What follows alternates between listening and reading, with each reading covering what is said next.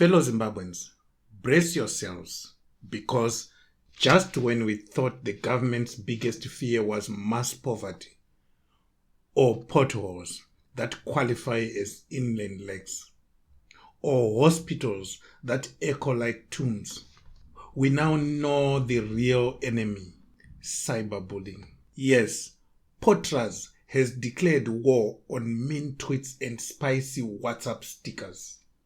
And their solution is pure genius: compulsory cell phone handset registration. Because what better way to fight keyboard trolls than by turning every citizen's phone into a state-monitored tracking device? But before we dig into Zimbabwe's most absurd attempt at digital authoritarianism, let's take a moment to go through some hot updates from the halls of power, where the optics are glowing, but the politics are burning. First up is Gweru. Gweru is on fire, figuratively speaking, as Vice President General Constantino Chiwenga officially arrived today to light the symbolic independence torch, marking the beginning of Zimbabwe's 45th Independence Day celebrations. The event took place at the historic Mtapa Hall, drawing in flag-waving crowds and patriotic performances in what the state-run media is calling a unifying national moment. But here's what ZBC didn't show you. Chiwenga's personal security detail has been quietly tripled. Sources say this isn't just about ceremonial optics, it's about survival. Behind the smiles and slogans, rumors are swelling that President Emmerson Mnangagwa himself is plotting an assassination, allegedly fearing a power grab by his once loyal second in command. Yes, the bromance that brought us the coup of 2017 is now unraveling faster than bond notes in a supermarket queue. The palace is no longer a castle, it's a pressure cooker. Meanwhile, in yet another sign that Parliament is being auctioned off by the square meter, new names have emerged in the Land for Votes scandal.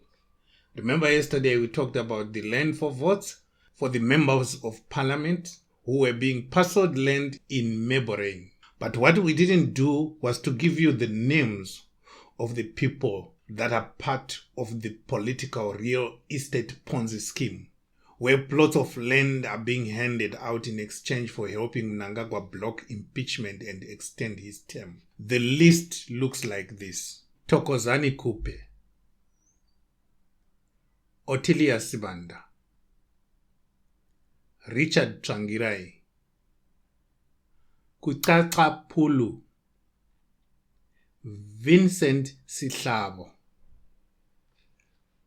Bridget Nyandoro, Nonhlanhla Mlotshwa, Sengezo Chabangu, Charles Moyo, Julia Makuere Nonoza, Caston Mateu, who, credit where it's due, refused the deal, though he did attend the meeting at Meborane District Office.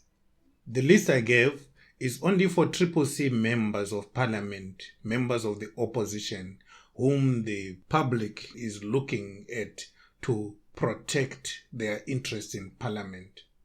All the ZANU-PF members accepted the deal, and so there's no need for us to mention their names because they all did accept the deal.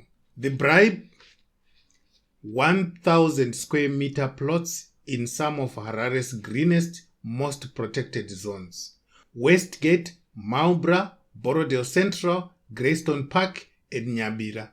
Sekezo Chabangu was given 2,000 square meters instead of the 1,000 that was being given to everyone. To top it up, everyone has been promised a loan of $200,000, probably non-returnable loan.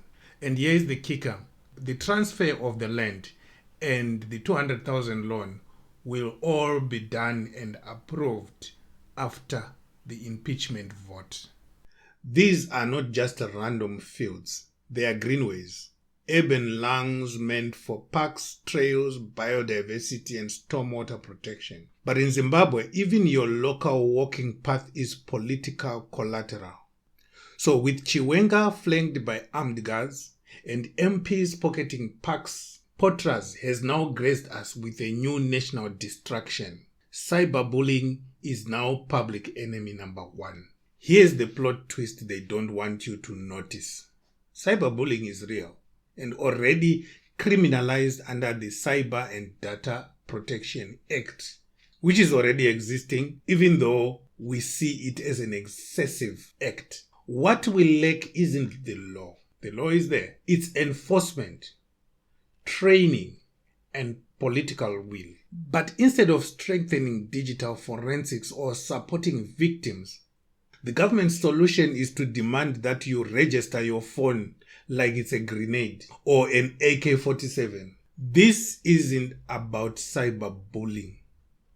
It's about surveillance, control, and fear.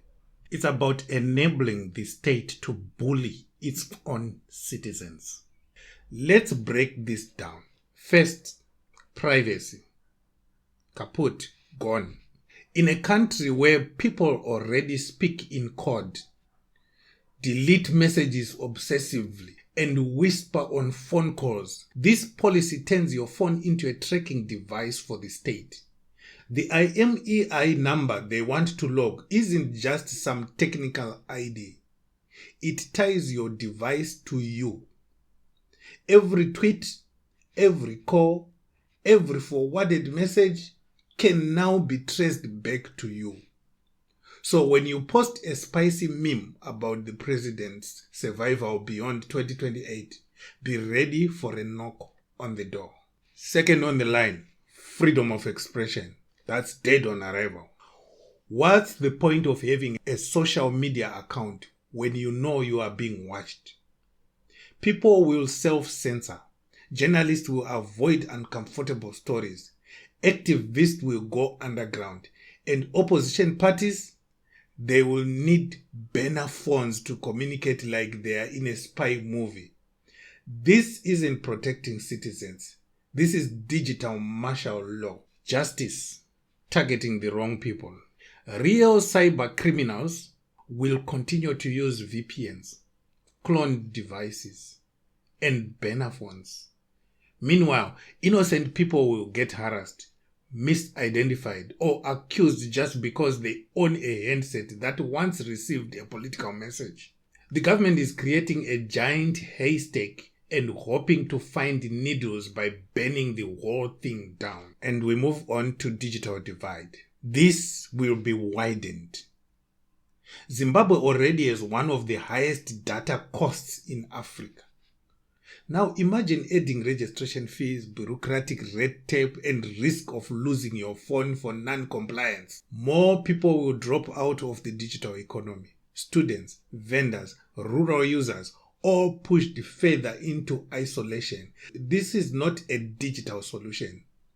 It's a digital page. Even China is not at this level. So, many people blame us for criticizing the government, but not offering solutions. Dear Mr. President, here are the solutions that you can implement instead of holding the population of Zimbabwe captive through active surveillance. If the goal is truly to protect Zimbabweans from cyberbullying, then 1. Fund digital forensic units within ZRP and the justice system. 2. Launch national digital literacy campaigns, especially in schools. 3. Partner with tech companies to build anonymous self-reporting systems. 4.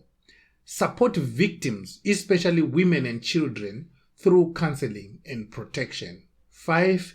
Involve civil society, not just command and control ministries. If you want to introduce a law, or if you want to introduce a measure that will affect people, get people to have their say. Unfortunately, in Zimbabwe, our government acts no different from the colonial regime. Strangers coming into your country and then telling you how to behave without even consulting you. Now, these solutions that we have proposed will require real effort, not just a blanket policy that turns phones into leashes and citizens into suspects. So let's be clear. This isn't about cyberbullying. This is about paranoia at the top. This is about a government that is terrified of memes, jokes, leaked voice notes, and viral hashtags. This is about a leadership class so fragile, they would rather criminalize communication than confront criticism. They want to protect their power, not your dignity. So Zimbabwe, don't be fooled, and definitely don't be silent. We reject this policy, we reject this attempt at mass surveillance, and we reject a government that treats its citizens like criminals while cutting backroom land deals with MPs like it's a ZANU-PF flea market. We already have SIM cards that are registered. The government should be content with that. Don't go for the handset. And to Potras, if you are serious about digital safety, start by cleaning your own house, not picking through ours. This is Zimwaves TV, where the torch may be lit in Gweru, but we light up the truth every day. If they are watching us, you better believe we are watching them harder. Subscribe, share, and speak out before your phone gets you flagged.